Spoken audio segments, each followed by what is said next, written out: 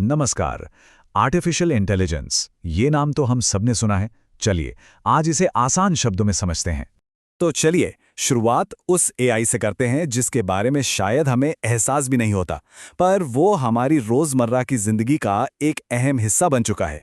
कभी सोचा है कि नेटफ्लिक्स या दूसरी स्ट्रीमिंग सर्विसेज को आखिर कैसे पता चल जाता है कि अगली कौन सी फिल्म या सीरीज हमें पसंद आएगी? बिल्कुल ऐसा लगता है जैसे वो हमारे मन की बात जानती हैं। इसका जवाब है आर्टिफिशियल इंटेलिजेंस, और ये सिर्फ फिल्मों तक ही सीमित नहीं है। सोचिए, ऑनलाइन पेमेंट से लेकर मैप्स पर रास्ता ढूंढने तक ये टेक्नोलॉजी हमारे कितने ही रोज के कामों को आसान बना रही है। देखिए, हमारे फोन में सिरी और एलेक्सा जैसे स्मार्ट असिस्टेंट्स हैं। ईमेल में जो फालतू के स्पैम वाले से रुक जाते हैं, वो फिल्टर्स हैं। सोशल मीडिया पर जो पोस्ट हमें दिखती हैं, ये सभी जाने पहचाने फीचर्स एआई की ही तो देन है। तो अब जब हमने ये देख लिया है कि एआई कहाँ है, चलिए अब ये समझते हैं कि आखिर ये है क्या। अगर बिल्कुल सीधे शब्दों में कहें तो एआई कंप्यूटर साइंस की एक ऐसी ब्रांच है जिसका मकसद है ऐसी मशीनें बनाना जो इंसानों की तरह सोच सकें, समझ सकें और फैसले ले सकें। ये एक तरह से मशीनों को इंसानों द्वारा बनाई गई सोच देने जैसा है। और पता है, ये कोई नई चीज नहीं है।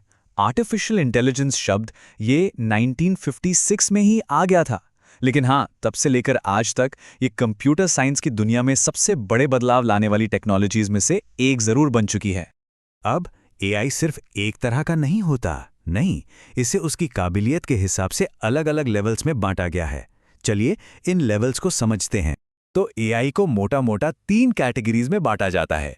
एक है नैरो, दूसरा जनरल और तीसरा सुपर इंटेलिजेंस। और हर कैटेगरी की अपनी एक अलग पहचान और अपनी अलग काबिलियत है।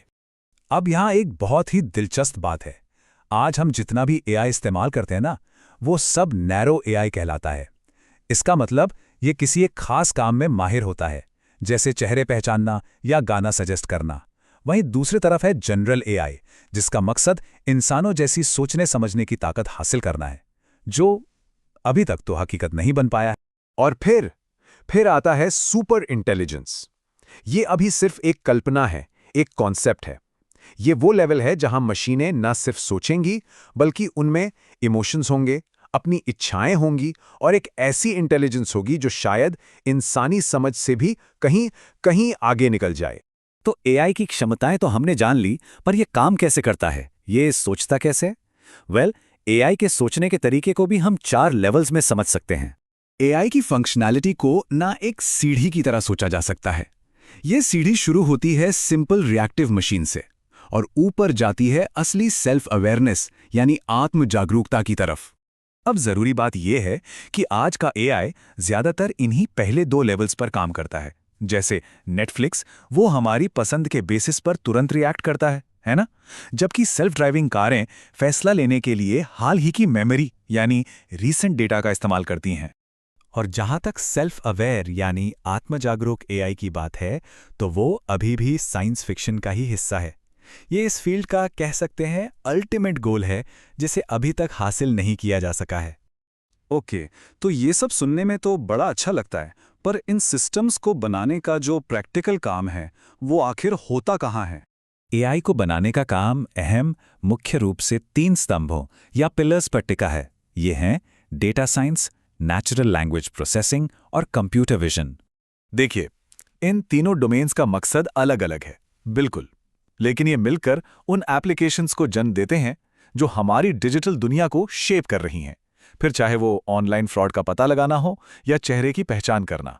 तो हमने ये सफर तय किया कि एआई हमारी जिंदगी में कैसे शामिल है और आने वाले कल में ये कहां तक जा सकता है। चलिए अब तक की जो मुख्य बातें हैं उन पर एक नजर डालते हैं।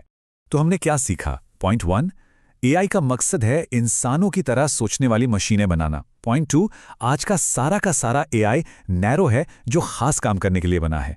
और आखिरी बात, इसे बनाने में डेटा साइंस, एनएलपी और कंप्यूटर विजन जैसे फील्ड्स सबसे जरूरी हैं। और ये सब हमें एक बहुत बड़े सवाल पे लाके खड़ा कर देता है। हमारी पूरी दुनिया आज नैरो एआई पर टिकी है। सोचिए, जब ये एआई नैरो नहीं रहेगा, तब क्या बदलेगा? ये एक ऐसा सवाल है जिसका जवाब हमारा आने वाला कल ही देगा।